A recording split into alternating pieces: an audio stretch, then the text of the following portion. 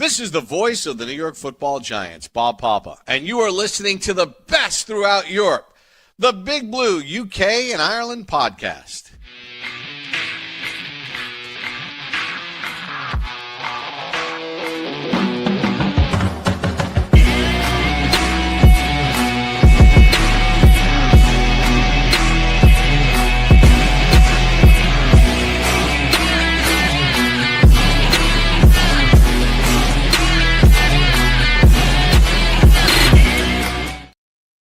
Welcome back, Giants fans, to the latest edition of the Big Blue UK and Ireland podcast. As always, proudly in association with Alice Man Club. Let's remember, it is okay to talk. And tonight we are 67% British, 33% Irish. And as always, we are still 100% Giants. And happy belated Thanksgiving. We are back to preview our Week 13 matchup against the AFC leading New England Patriots on Monday Night Football, where we have just one win in our last 11 appearances on ESPN. So that should be interesting. Joining me tonight are Kev and Craig as we are live with you on a Friday evening because, you know, we'd rather be here than watching Bears-Eagles right now. Just saying. As we look to break our 6-game losing streak in what looks like it's going to be a cold and possibly snowy game in Foxboro on Monday night. So lots to look forward to this evening. Boys, how we doing? Yeah, good to be on with you boys. Be interesting this weekend. New offensive coordinator, new defensive coordinator, new head coach. I'm really interested to see how things go this week. And I've actually been to Foxborough in November for a game, and it is horrible. Like the level of rain was ridiculous. We were walking through the tailgating in the car park, and there was up above our ankles, and the rain was going sideways with the wind and everything. Like, the weather over there is absolutely shocking. So I'm very interested to see what it's going to be like come Monday night. Yeah, it should be an interesting one. Obviously, this is the last game before we go to a bye week, which is probably the latest bye I think we've had in a very, very long time. I actually think in a weird way, it's been detrimental to the team as well, in the terms of just how many times have you thought about, do you know what we could really do with a week to just get some things out in the open and make some tweaks and fix a few things, and we just haven't had that opportunity. And I actually think it has been massively detrimental to a poor team that kind of needed that early bye, I think. Yeah, it's kind of the season has dragged on. Like I said, we've lost 6 in a row, and I kind of feel like if we'd have had that bye in there, then, you know, maybe that would have given them the break they needed. Maybe we'd still have coaches on the team that we no longer have as well. Who knows? It's a really late bye week this year, week 14. So it'd be interesting to see what we do coming out of that bye week, if we do anything at all. But also, it'll be a good time for the new coaches to sort of bed themselves in, especially obviously the new DC. We'll talk about him later, to sort of bed himself in. It's going to be a tough game on Monday night against the Patriots. You've been in there, like you said, Kev, you've been in there in November. It's not particularly nice. Obviously, Monday is the 1st of December, so December in Foxborough is probably just as bad, if not worse. So, like I said, there's potential snow forecast for Monday night, so it could be an intriguing game, especially with this Patriots defense. So we'll get into it in a minute. But surely this is why they should have third jerseys instead of, because like if we go in our all white and it is absolutely proper snowing everywhere, it's gonna be a nightmare. They should bring back the red jerseys for us. The Patriots can wear the blue, we could wear the red. That way you'll be able to see it. I love the red jerseys. I have a couple of them actually. I think I've got a Jacobs one, and nice. I want to say I've got an Eli red jersey as well. But yeah, I used to love the red jersey. Bring them back. Maybe we should make a petition to bring those back. That'd be interesting. But if you are watching live on YouTube, X, or Facebook, whichever platform you're on, get involved in the comments. Send us your questions. Send us your game predictions. And also, as it's Thanksgiving as well, let us know in the comments what you're thankful for this year. Boys, what are you thankful for this year? Oh, where do I start, man? Thankful, obviously, for the family. Yeah, I know. Yeah, for the family and stuff like that. Obviously, 2 girls. mean everything to me. But again, I know I might have said this a year or two ago, but with the way the Giants have been playing, or the run of results we've had sort of around this time of year every year, I'm thankful for this podcast, lads, to be honest, because it gives us something to kind of look forward to and get stuff off our chest. Whereas if we didn't really have the podcast, and especially the dedicated viewers and listeners and people who reach out to us and people we talk to a lot, you might find yourself switching off a bit, or sort of like not paying much attention, and sort of like wandering eyes onto other sports. But the fact that we have us boys together being able to do this, I'm thankful for the fact that we have that to sort of keep us ingrained and involved and entrenched in the Giants. Yeah. Some interesting one. It's in the comments already. I mean, Darren's thankful for Maker's Mark, so fair play to Darren. I'm thankful for Guinness right now. There we go. And Steve saying thank you for the therapy. Thankful for the therapy sessions due to the shit show of franchise we endure. I mean, Kev's right. The biggest thing that I think I'm thankful for is just how far we've been able to grow the community with the help of Keith and Andy over at the New York Giants Fans UK guys. I think we've done over the last few years a real stellar job to try and keep people on this side of the pond interested in a team that has had its struggles. We haven't given up, unlike other podcasts, and we've tried to, we've gone from 1 a week on audio all the way up to 2 a week in season on YouTube, and I think we've done really well for ourselves. So I think that's one thing we can be massively thankful for. From a team perspective, I'm thankful we don't have to watch the Shane Bowen defense this weekend. You bastard, you stole that from me. Amen. Yeah, that was what I was going to say. I'm thankful we don't have to watch a Shane Bowen defense this weekend. And, I'm thankful for a lot of things in my life. My friends, my family, everyone that I hold sort of close and dear to my heart. There's a lot of people that mean a lot to me. But I'm thankful for you boys as well, because you've all been there for me through my tough times this year. And having this podcast as well gives me something to focus on and something sort of take my mind off things. So I'm extremely thankful for the two of you, and plus for Shane and Darren as well. And I'm also thankful for the Chicago Bears because they're currently beating the Eagles. So not a bad thing. And it's fourth down, so the Eagles are probably going to have to take that field goal.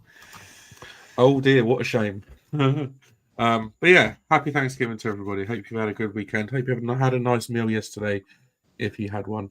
I had a McDonald's, which was beautiful. Treat yourself. Exactly. Couldn't be any more American, right? McDonald's. There we go. And don't forget as well to like the episode, give it a big thumbs up, subscribe to the channel if you haven't done already. And for audio listeners as well, also feel free to leave us a review on your podcast platform of choice. As Aaron's not here, Craig, 5 stars. 5 stars would be beautiful. Thank you very much. As usual, we are starting off with the latest news. I'm handing over to Craig for the most recent updates. So over to you, mate. Yeah, I think there hasn't been a lot, but there is the big news, I guess, that Jackson Dart has cleared concussion protocol and is available to start Monday night against the Patriots. He obviously suffered that concussion a few weeks ago in Week 10 against the Bears and has missed the last 2 games. So that's the Packers and the Lions. Obviously, we've had Jameis Winston under center during that time. However, we are now pivoting back to Dart. There's been a number of changes since Dart was last on the field. Dable was fired the day after that Bears game. And obviously Jackson Dart has been in the concussion protocol since then, so he hasn't really been able to express himself or really say anything yet. I do know that he was due to have a presser today. I haven't seen any quotes from it as of yet. I don't know if you boys can enlighten me at the end of this, but you've also got a new offensive coordinator in Tim Kelly. I know that Mike Kafka is still calling plays, but having a new offensive coordinator is still a big change for him. Tim Kelly wouldn't have really darkened his door as part of the quarterback room or part of the offensive strategy there. So that's going to be a big one. We've also seen Mike Kafka dig into his play calling bag for the Giants and add a few trick plays. It'll be interesting to see if these stay with Dart under center or if we see less of an emphasis on design runs or ones that welcome contact. Let's put it that way. Just one quick thing before I move on, Kev. Did you say I saw you nodding? Did you see his press conference, or have you seen anything? No, just a quick clip of his when he went up to the podium. He first sort of like basically said thank you to Dable and basically saying that how much respect he has for him and how much of a personal relationship they had. So it was basically just him acknowledging everything Dable had done for him and stuff like that to start the presser. Just while I've got you unmuted, I might as well. I can't remember if I put this in later or in one of my other points or something, but I'll ask you it now. The things that we've seen from Kafka, I don't think this is something we've really spoken about. The things that we've seen from Kafka, does it feel like maybe Brian Dable was stifling the play calling a little bit, or do you think this is a Jameis thing? This is kind of like, oh, okay, Jameis is in. We'll try some different things. No, I 100% know what you're saying, and I think Kafka has been sort of play calling aggressively. He's opened up the playbook. He's played plays that I think Dable was holding in his back pocket a wee bit. I think Dable was being a little bit too conservative. And I think Kafka's seeing the opportunity for this head coaching position, albeit interim, that he is going to, go out on his plays. And I think the bye week's going to be perfect. So we might not see again that much this Monday evening, but I'm very interested to see what we see after the bye, because I think Kafka will introduce some of his own plays to mix in with the current playbook. But I do think overall, it's the play, Dable's playbook as such, his offensive scheme and playbook. But I think, Kafka has dipped into it deeper than Dable ever did. It's interesting, isn't it? Because we lamented the play calling a little bit when Russ was under centre. Obviously, we lamented it as well last season when we had Daniel Jones under centre. You do wonder how much of it was Dable trying to keep things simple, whereas Kafka maybe thought that he could open it up a little bit. And you look at what Jones is doing over in Indianapolis now, and you just think to yourself, if Kafka would have been given the opportunity to open it up, and I'm not saying he would have done with Daniel, but if he had the opportunity, maybe we would have seen a bit more success. Because I think that first year that we had obviously success up to the playoffs in 2022 was the year where Mike Kafka was play calling. That's what he was brought in to do under Coach Dable, and that's how it works. So just thought it was a little wrinkle to add in there. Another wrinkle that's worth keeping an eye on as we approach the game on Monday is the status of Dexter Lawrence. Kafka revealed during the Lions loss, or after the Lions loss, that Dex had been battling an injury and had tears in his eyes. And we've now been able to find out that it's an issue with the elbow that he dislocated last year. Just some sort of fallout, I guess, maybe from that, or maybe he's re-aggravated it during the season. I know that Kafka did say in his presser earlier that obviously Dart will start on Monday night, meaning that Jameis Winston will likely drop down to the QB2 role like he said he would. And he did also say that Dex wants to play and likely will play. It just depends on what kind of capacity he's able to go, whether it's going to be like he alluded to post Lions, where he said we were only going to bring him in on second and third and long on like obvious passing downs, or whether he's recovered enough to kind of play a lot. He did have his lowest snap count of the season against the Lions, so there's no surprise there. Just while we're sort of talking on the injury front, I did save a couple of tweets earlier. Dex and Kayvon were not spotted at practice. This is from Dan Duggan. But Kafka said he feels good about Lawrence's chances playing Monday night. Demetrius Flanagan-Fowles was running on the side. He's got neck and knee injuries, so limited. He also said that before practice, Deontay Banks and Tyler Nubin will both be upgraded to full participants. So we will see them coming back. Obviously, we made a signing as well midweek. I've completely forgotten the guy's name, but I think he's just a roster depth piece just in case Adebo and Banks aren't able to go at the cornerback position. With the game being Monday night, we haven't got an official injury report as of yet, and that likely won't come until tomorrow, I would imagine, for game statuses. So obviously keep an eye on our socials and make sure we put that out. But that is what I have of the news, I guess. Slim pickings at the moment. Yeah, slim pickings. Obviously not good news about Dex. Hopefully his elbow isn't too bad, but obviously if he needs to rest up, he needs to rest up. I will just make a quick point about Dexter Lawrence's injury, if that's all right. It's like, yes, Dexter Lawrence is managing an injury and he has to be off the field because he just can't play 100% of the snaps. But the other interior defensive linemen have to look themselves in the mirror. We cannot give up massive run plays just because Dex is off the field. Your professional players have signed a contract to play in the NFL, and to say, oh, well, Dex was off the field, that's why we give up those big runs. That can happen all the time, lads. You know, whoever steps in for him, the interior defensive lineman, they have to make these plays as well. I just wanted to sort of say that with regard to Dexter's injury. Yeah, it's a fair point. These guys that are in that defensive front are getting paid millions of dollars a year, so they need to turn up and do the job. And unfortunately, they're not doing it when Dex ain't on the field. All right, let's move on to the game then. So the Patriots on Monday night. So it's kind of a complete 180 from how our season's gone. You know, the Patriots are flying high. Mike Vrabel's hit the ground running in New England, and they're currently leading the AFC and the entire league in terms of record. They're 10-2 through 12 weeks.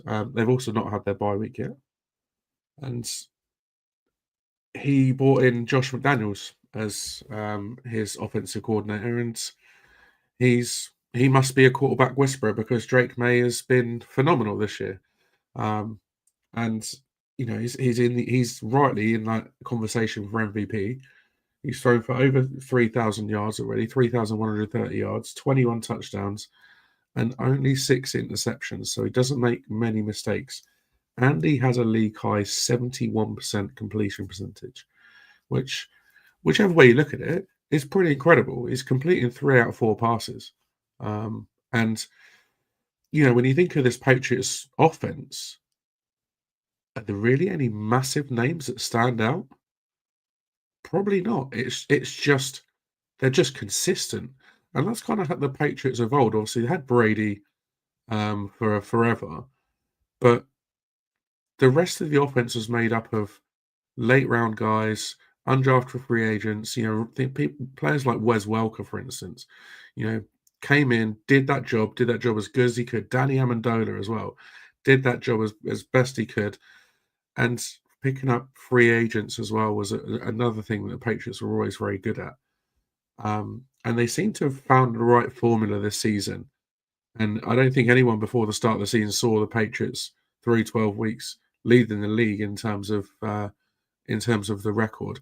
Yeah, Stephon Diggs, he's the only one. He's kind of like their Randy Moss this season, like their sort of star receiver. But the rest of them kind of are just sort of, even though they've faded into the background and they're not really sort of household names, they're clearly doing something right because this offense is very, very good, and the defenses as well. One thing though to have a look at and sort of monitor on offense is that they're missing 2 of their left-sided offensive linemen, with Will Campbell on IR and Jared Wilson having a high ankle sprain. So there could be 2 replacements on the left side of that line, which could really hamper them, especially with the likes of Burns and the likes of Abdul Carter coming off the edge. You know, Vidarian Lowe and Ben Brown played a combined 98 snaps against the Bengals last week. They allowed 3 hurries and finished with a 62.7 and 59.5 pass block grading, respectively. So about average. But you want your backups to come in and perform to an average level, and I think they did do.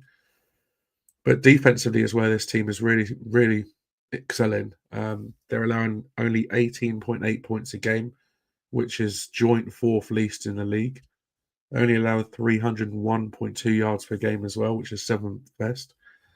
And that's because their run defense is astounding. 87.7 yards per game across 12 games as well is a pretty incredible number. To be allowing less than 100 yards on the ground per game is really good going. So Mike Vrabel, ex defender, he's got his boys playing well.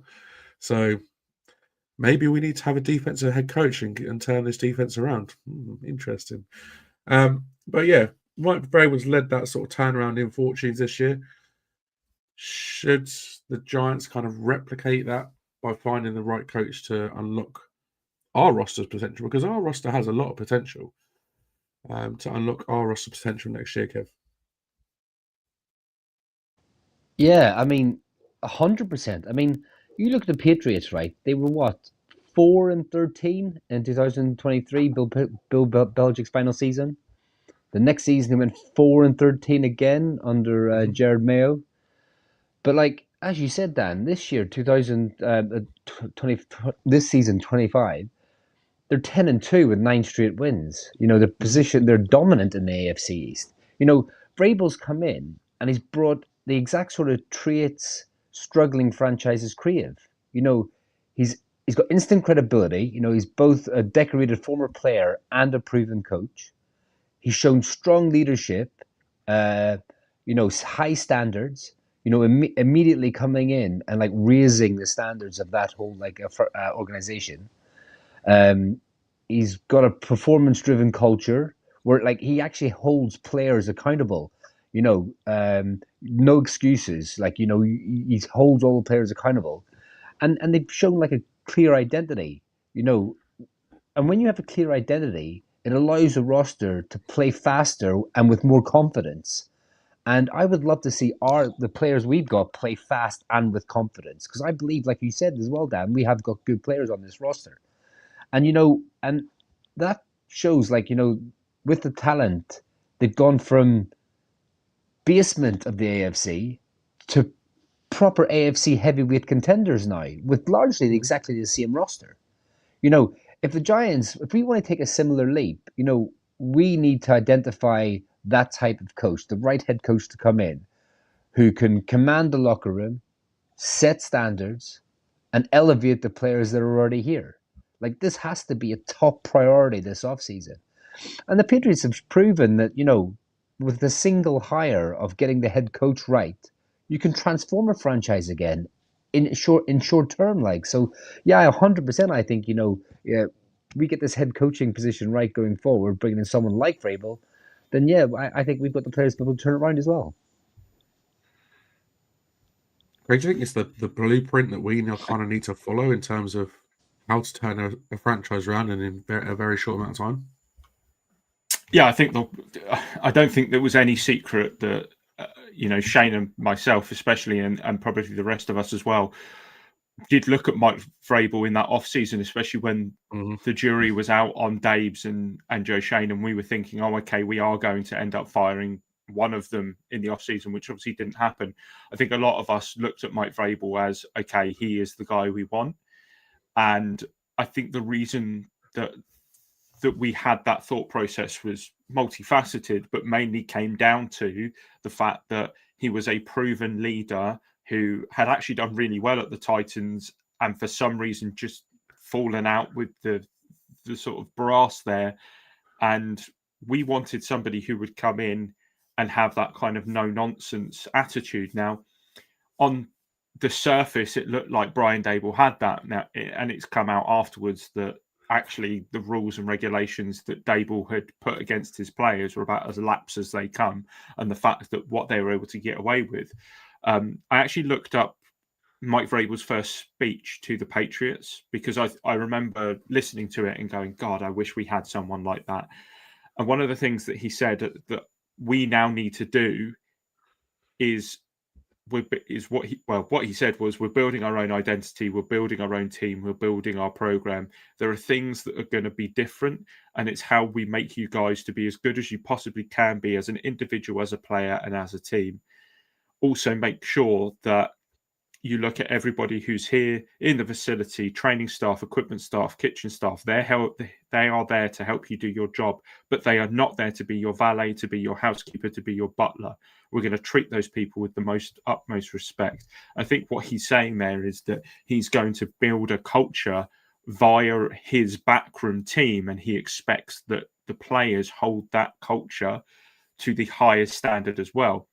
It was very quick for him to turn around and ban cell phones and say that cell phones have to remain in your bag, to turn around and say you have to be on time, that you cannot have your hood up during team meetings. Little things like that might seem authoritarian, but little things that a certain coach called Tom Coughlin would have been quite hot on as well. Mm-hmm. I think that's if you're on time, you're late. Exactly, and I think that's the sort of thing that we have missed, is that kind of discipline to some of the players. You listen to stuff about the rumours of Abdul Carter being late to meetings and Dable just letting it slide. It kind of screams favouritism, and the fact that he did have favourites. And the thing that probably pisses me off the most when you think back about stuff like that is you see his demeanour to the press and just how much of a prick he was to them, and how much of a closed book he was to them. And then you think, behind the scenes, it almost sounded like he was just jovial all the time, and that was where the downfall happened. Yeah, exactly. And I think if you forget with Mike Vrabel as well, like his only losing season as a head coach was his last one. Mm-hmm. It was 9-7 in season 1, 9-7 in season 2, 12-5 season 3. And I think 11-5 in season 4. No, 7-10. But there's still three straight years where they had a playoff appearance. Took them to the AFC title game one year, and sort of revived Ryan Tannehill's career as well, because Tannehill obviously fell out of favour in Miami. He obviously goes to Tennessee. He's backup quarterback there. Vrabel benches Marcus Mariota, puts Ryan Tannehill in, and kind of revives his career a little bit.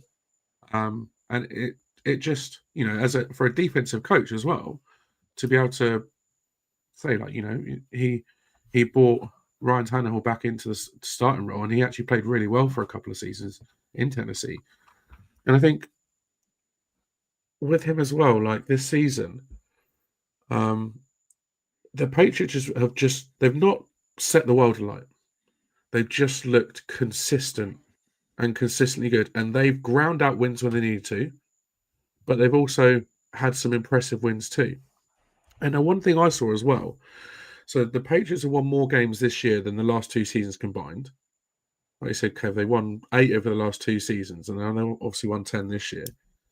But now they've had their 9-game win streak.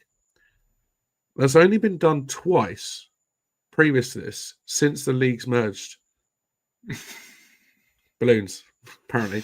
But yeah, it's only the 3rd time in NFL since the AFL-NFL merger that a head coach has achieved this in his first season with the team, a 9-game win streak. And that says a huge amount about his ability as a coach. And I think we really missed a trick by not at least attempting to sign him last season. And Phil, he was at Cleveland last year as a defensive consultant, and now obviously he's come into New England this year and hit the ground running. And in all honesty, they're looking really good. So we're up against it on Monday, but that's for sure. But for all you history buffs out there, you have to go back to week 9 of 2011 for the last time the Giants won in Foxboro. Now that's 14 years ago. We won 24-20, which incidentally as well was the last regular season win against the Tom Brady-led Patriots for Big Blue. Now in that game, 24-20, the Giants scored 3 touchdowns. What I want to know is, Who scored the Giants touchdowns in that game?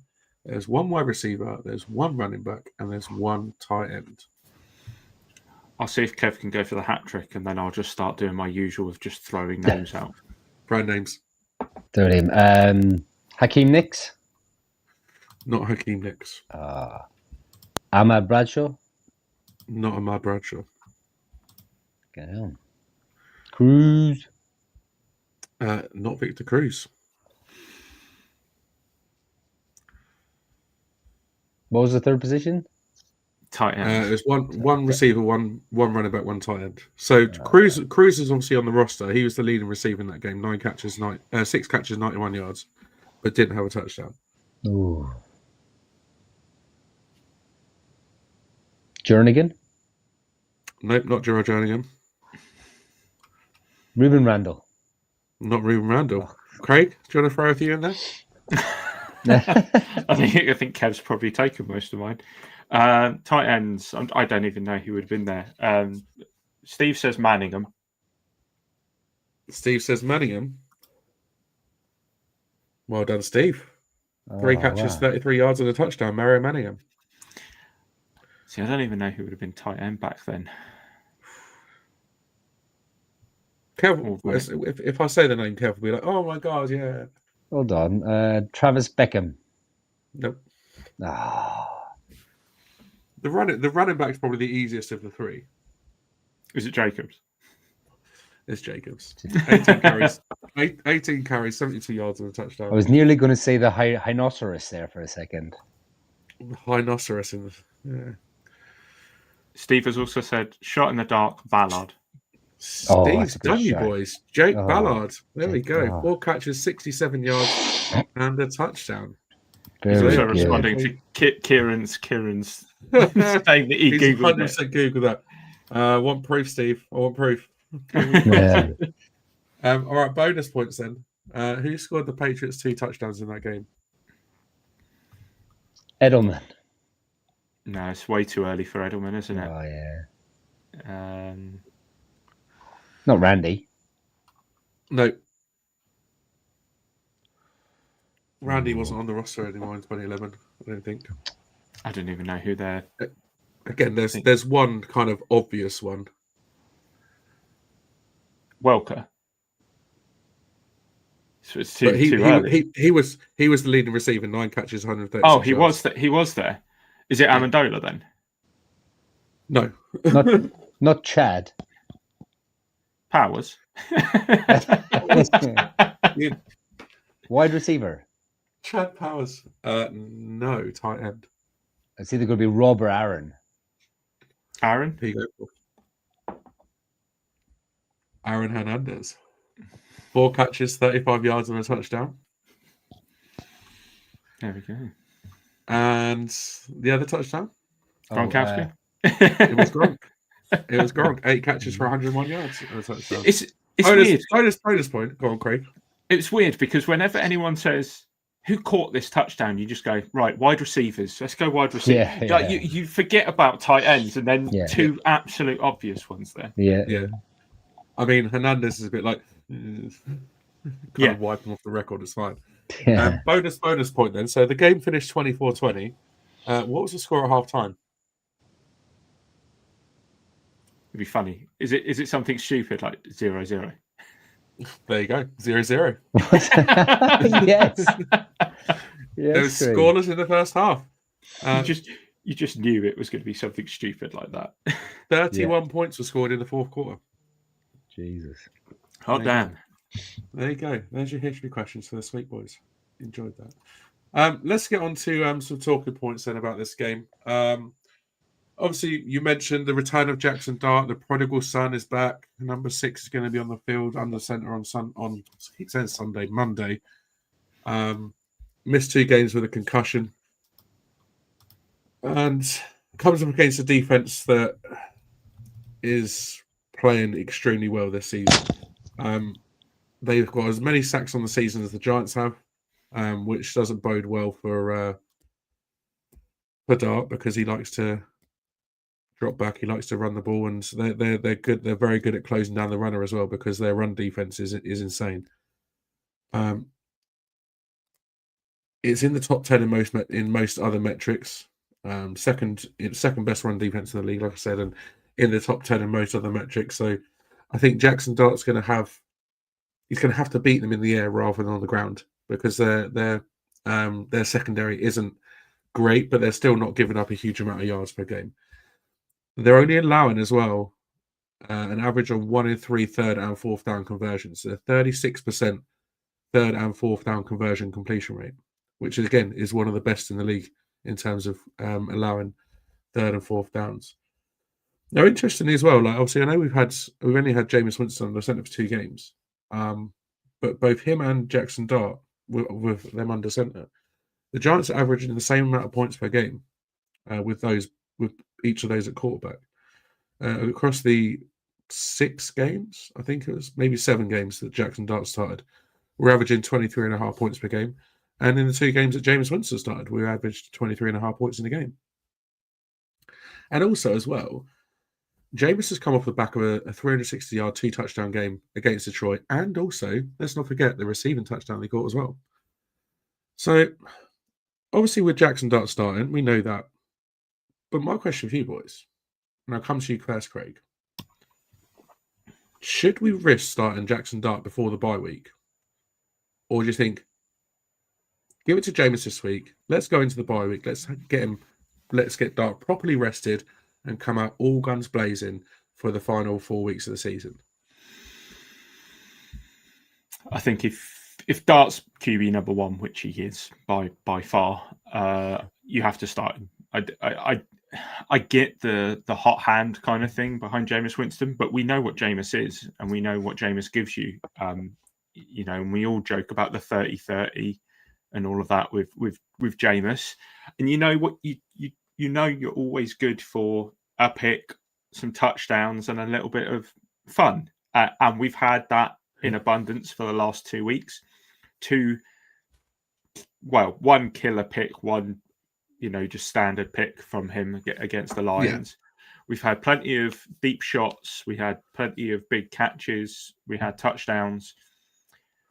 But while we're here to be entertained, we're here also to win games. And Jackson has proven by what he did after he came in for Russell and what he carried through is that he has the ability to win games for this franchise. And he is also the only quarterback who has won games for us this season. So I think you have to go to him, but also I think it's key for his development.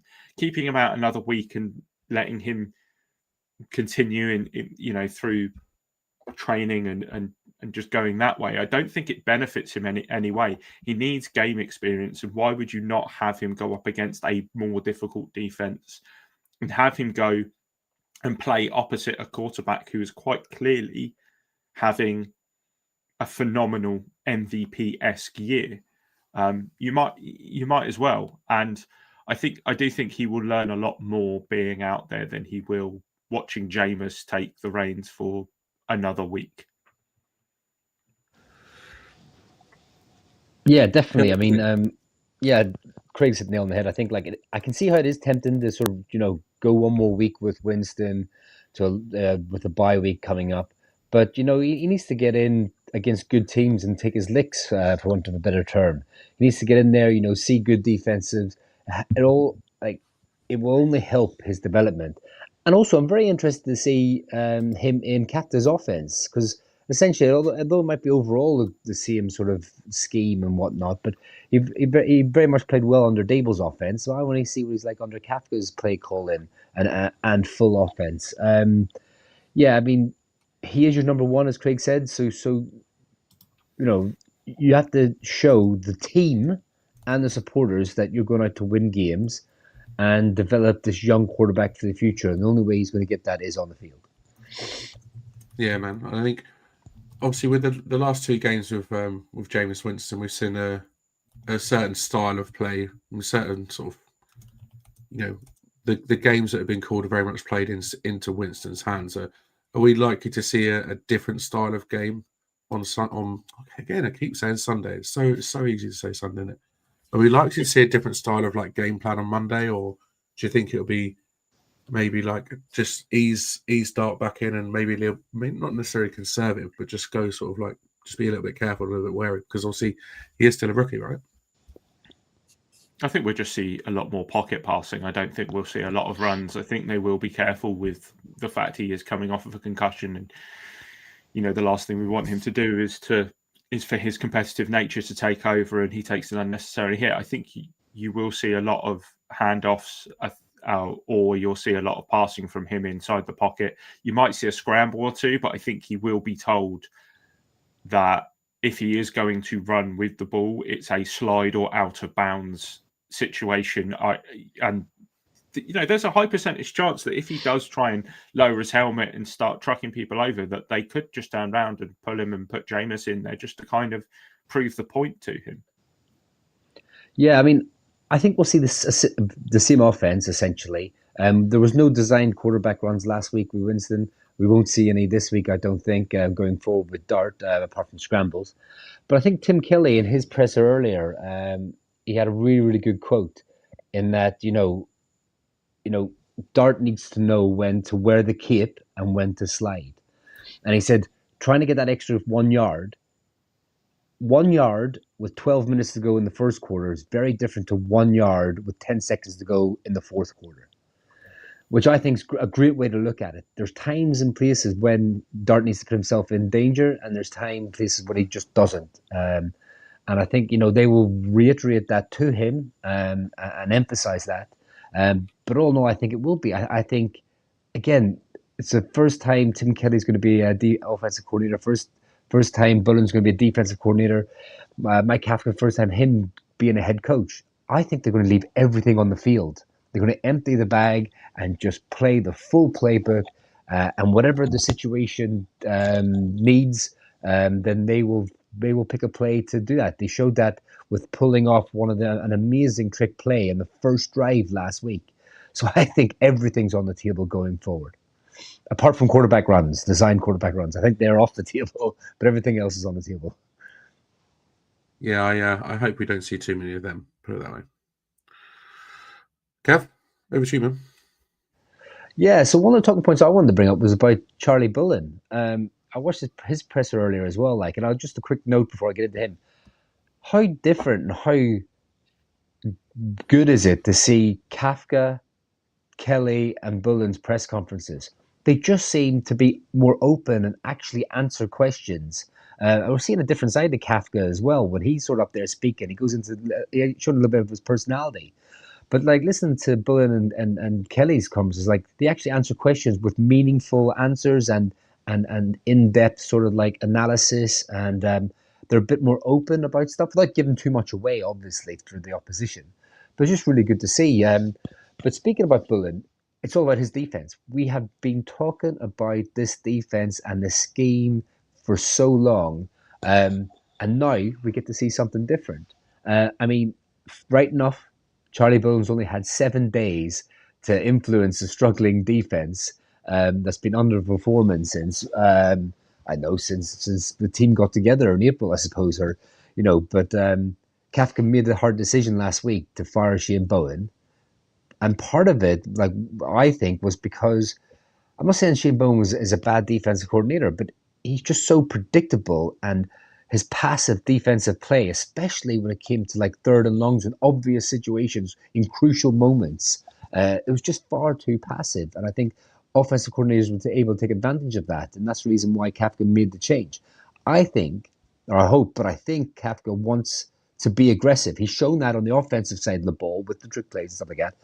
So I think he wants to be an attack-first type of defense, especially in late game situations and critical third downs. So I'm interested to see if Bullen sort of takes that mantle on as well.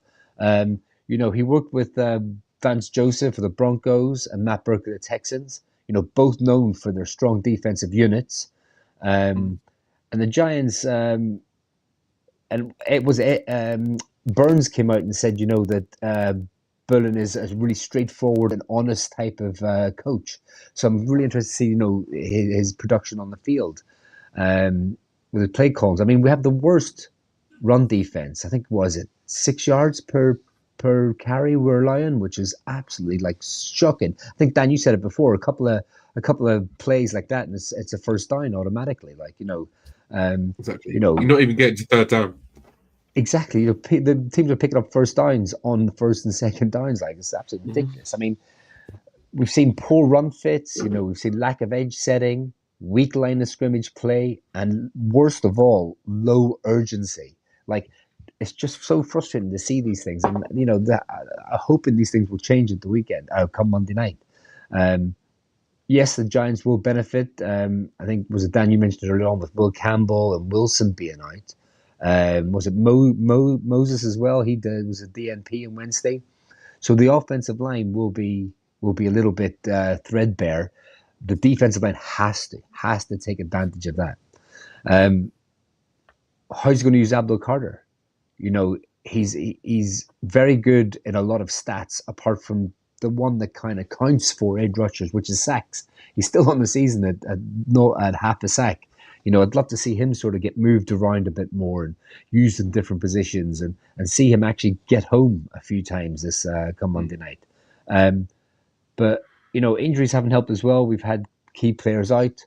I mean, Thibodeau's likely to miss this game, which is a shame. And you mentioned it before with Dexter Lawrence dealing with his elbow issues and on pretty much of a snap count.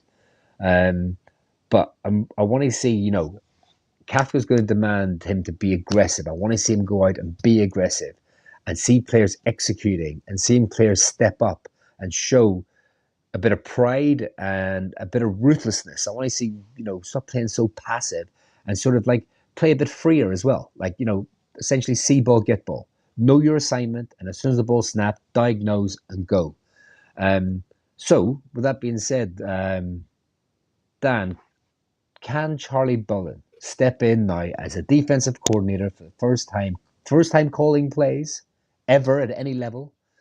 Can he spark enough aggression and discipline, most importantly, in just 1 week to change this worst run defense in the whole league? Or do you think it's too big a challenge given this injuries we've got and the other structural issues? It's a good question, and it's going to be difficult for him to turn anything around in a week, because it's a week, it's 7 days, right? It's we can't expect this defense to go from league worst to league best overnight. It's not going to happen. But I think the bigger issues seem to be structure, rather than players. So I think the scheme didn't help. We've not prioritized run defense under Shane Bowen. We've not really, we've played very conservatively on defense. Yes, Brian Burns is one of the league leaders in sacks, but the rest of the defense that we had last year, we had multiple defensive linemen and edge rushers having multiple sacks last year.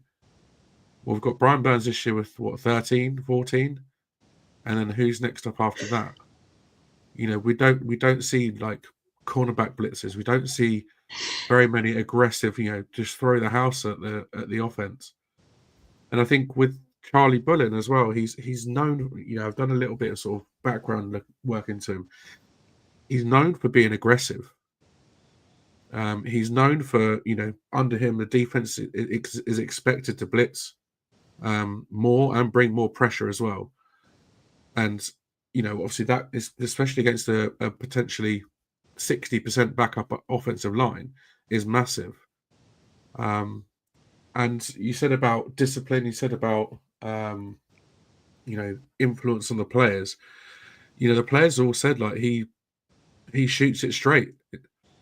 He doesn't mess about. He's straight to the point. He's honest, and sometimes maybe a little bit too honest, but at the same time, like, players respect that. There's no wishy-washiness. There's no sort of, like with Dabe's, like, you see the example Dabe set is a case of, in front of the cameras, he's very much a case of, we need to look at the tape, we need to look at the tape, we need to look at the tape. And then in the locker room, clearly there wasn't that sort of element of discipline there. And so I think having the change of defensive coordinator can, having a fresh voice, fresh play call, like reset the sort of play calling as well, that can lead to sort of a pickup in effort and discipline and energy and focus and things like that. But it's going to be a lot for him to turn around in a week. But I think give him this week and the bye, and let's see what happens coming out of the bye week.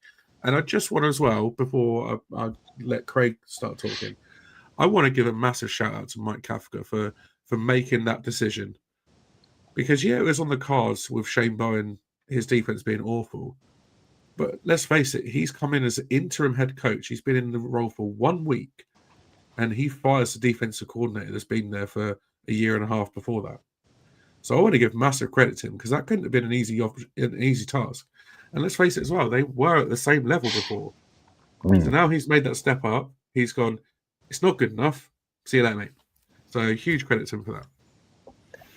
Yeah, it's a great point. And it's like, obviously it's going to be the same playbook, but he can make a big difference with calling different plays.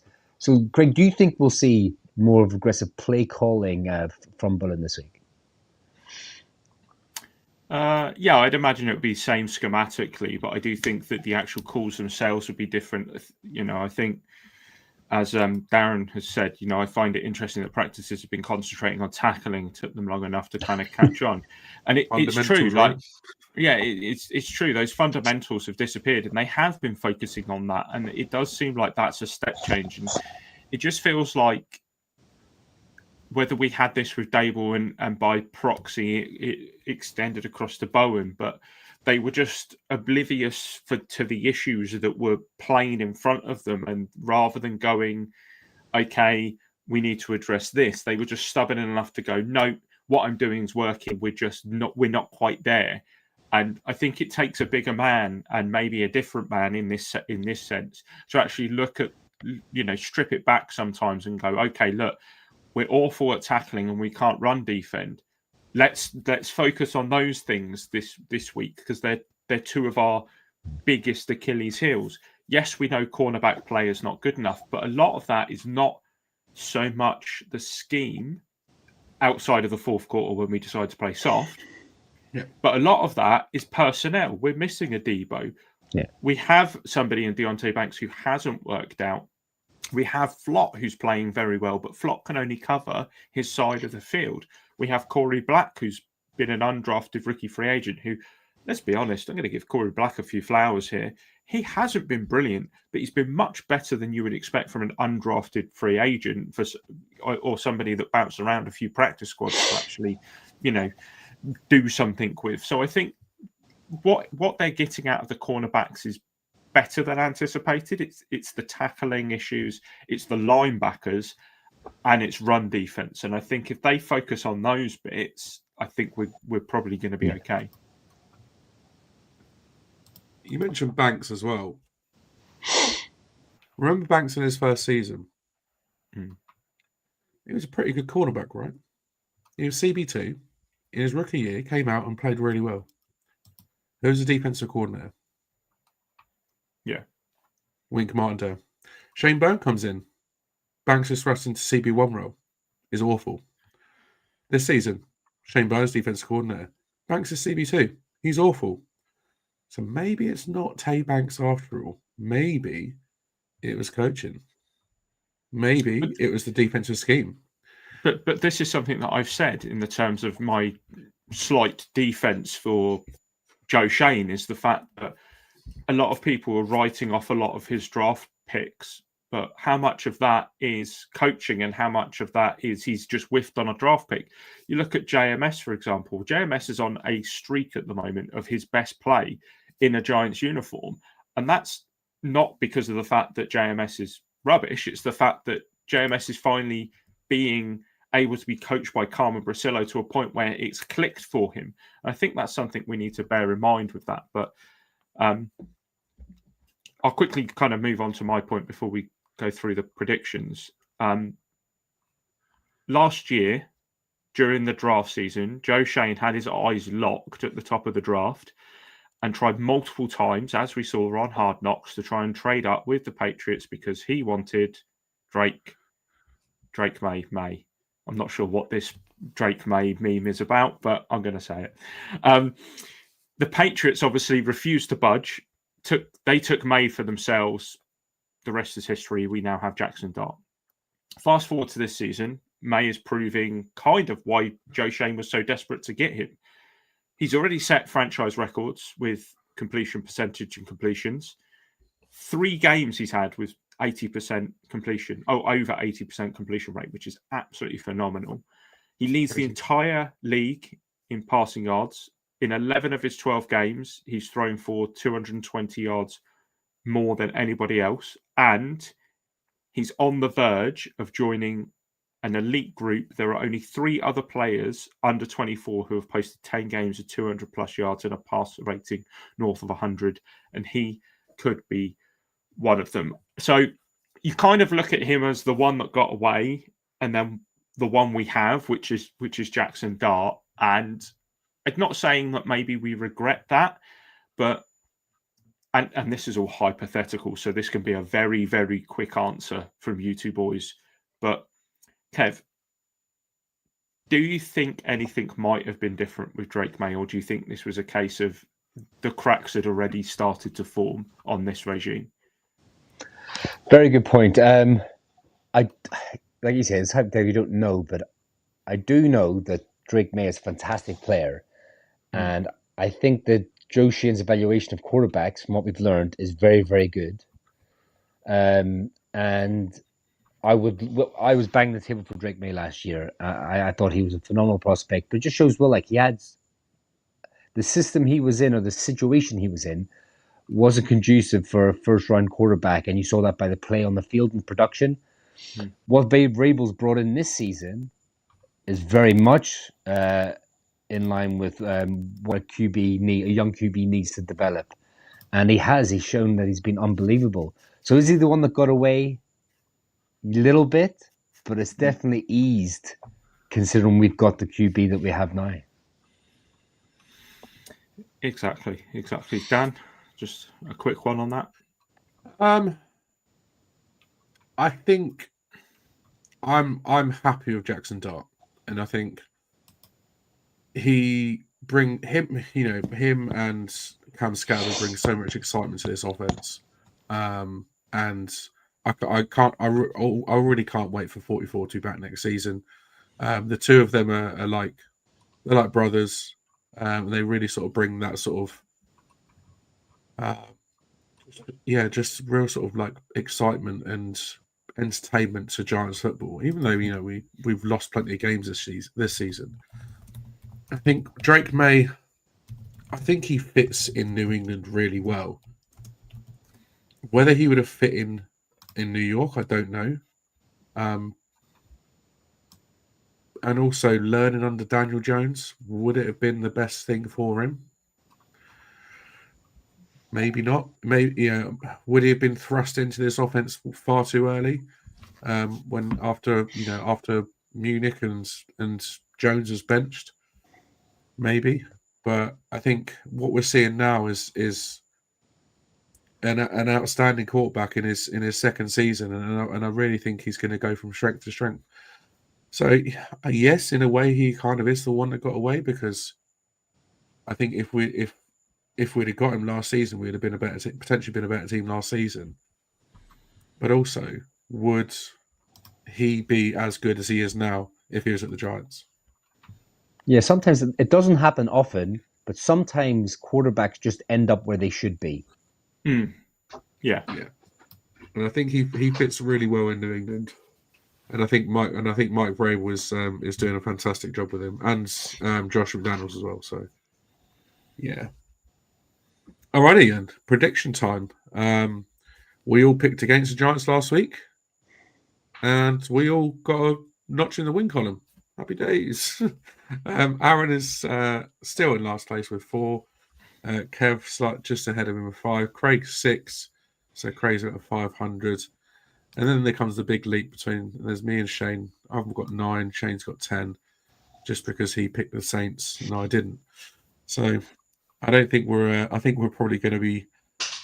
We're going to be a game apart for the rest of the season, because we're probably going to pick the same team each week. So Maybe we'll have to mix it up and go against Shane. Go against the grain 1 week just to try and beat him.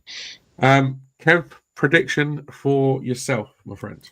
Well, my prediction is that I don't like to see Aaron on 4 on his own, so I've decided to go for a 30-28 victory for the Giants, and I think it will come down to a field goal, whether that be we make it to get to 30, or whether that be the Patriots miss it to stay on 28.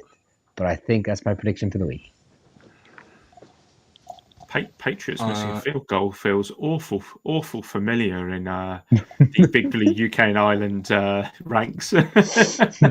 Yeah. You might be howling in a minute, Kev. Craig, you got Aaron's pick? Yeah, so Aaron has gone against the Giants, so he's gone for the Patriots 31-24. And I'm sure he'll give the reasons why in the comments if he's still watching. No doubt he will. Your pick, man. I've started writing my picks down. I know, just Whee, absolute shocker. well done. Absolute Well done. shocker here. 13 weeks in, he's I'm learning. I'm a slow learner.